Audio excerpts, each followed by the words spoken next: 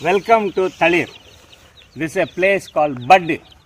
This is budding forth for a new life, and we are Capuchins working for the renewal of the society and the church. मेरे प्रिय दोस्तों, अगर मैं आपसे एक सवाल पूछूं कि आपकी संतुष्टि की स्रोत कौन है या क्या है, आपका जवाब क्या होगा? हो सकता है हम में से अधिकतर लोग यही कहने की कोशिश करेंगे, अच्छा खाना, अपना घर परिवार, महंगी कार, सरकारी नौकरी, सुंदर लड़का या खूबसूरत लड़की, जिससे शादी करके सुखी जीवन बिताना।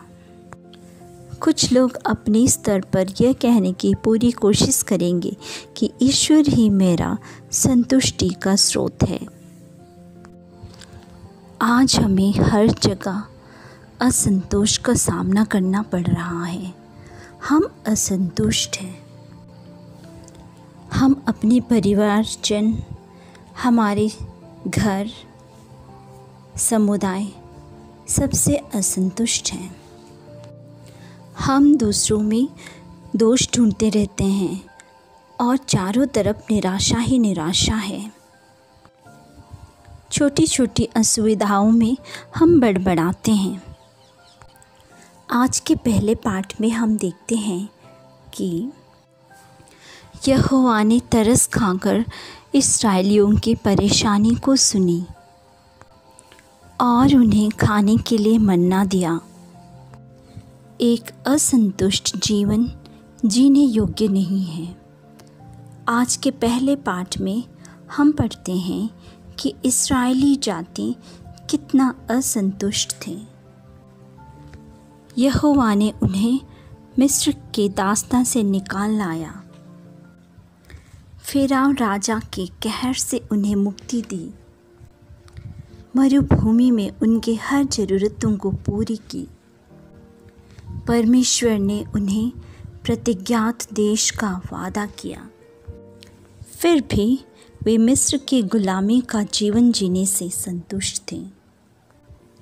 उन्होंने परमेश्वर के चमत्कार को देखा था, फिर भी छोटी छोटी परेशानी में ईश्वर के खिलाफ बड़बड़ाने लगे। पर परमेश्वर ने उनके असंतुष्ट हृदय को स्वीकार किया और स्वर्ग से मन्ना की वर्षा की।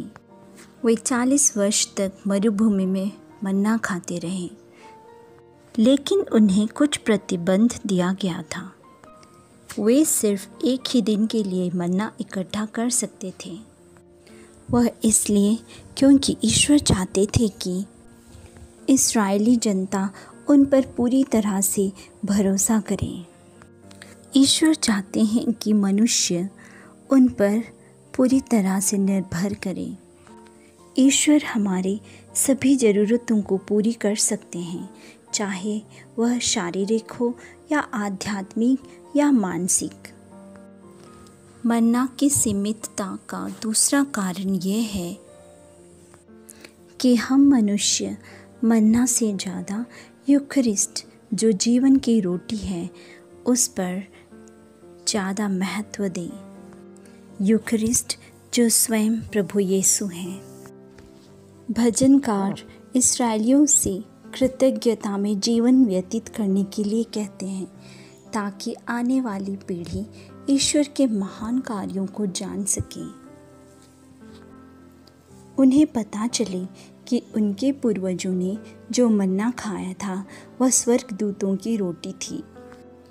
दूसरे पाठ में संत पौलुस हमें याद दिलाते हैं कि हमें अपनी पुरानी आत्मग्लानि और इच्छाओं को पीछे छोड़ देना चाहिए और ईश्वर के स्वरूप की तरह अपने जीवन व्यतीत करना चाहिए। संत मत्ती की सुसमाचार अध्याय 5 पद संख्या 48 में प्रभु यीशु हमसे पूर्ण बनने की मांग करते हैं, जैसे कि हमारे स्वर्गीय पिता पूर्ण हैं। अगर हम पूर्ण शब्द को तमिल में कहें तो इस शब्द का अर्थ संतोष समझा जाता है। संत पौलुस के अनुसार एक संतोषमय जीवन सिर्फ प्रभु यीशु में है। पिछले रविवार सुसमाचार में हमने रोटी के चमत्कार के विषय में सुना। पूरी भीड़ रोटी खाकर संतुष्ट हो गई थी, पर वे इस बात से अनजान थे कि वह रोटी नश्वर था। आज का सुसमाचार हमें अनश्वर रोटी के बारे में बताती है।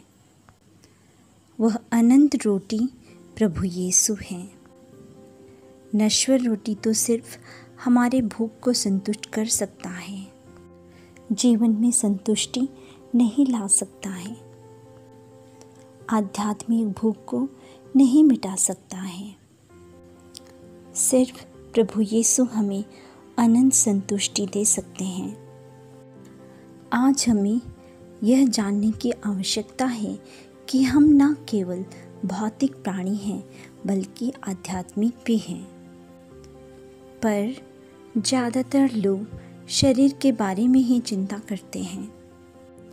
हमारी संतुष्टि धन में नहीं है, बल्कि हमारे ईश्वर के साथ संबंध और पड़ोसियों के साथ अच्छा रिश्ता में है। प्रिय भाइयों और बहनों, प्रभु यीशु कहते हैं कि वह स्वयं जीवनदायक रोटी है। कुछ लोग रोग से मुक्ति पाने के लिए अलग अलग गिरजाघरों में जाते हैं। कई लोग वेलांकनी माता या फातिमा के माता की चर्च में जाते हैं।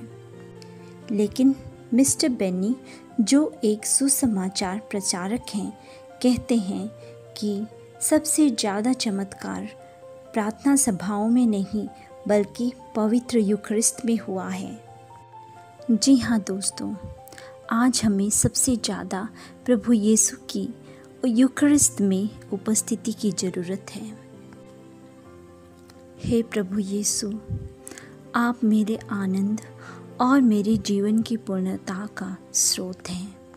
हमें कृपा दीजिए कि हम अधिक से अधिक यूखरिस्त में आपकी तलाश करें और जीवन में सच्ची संतुष्टि पा सकें। आमीन।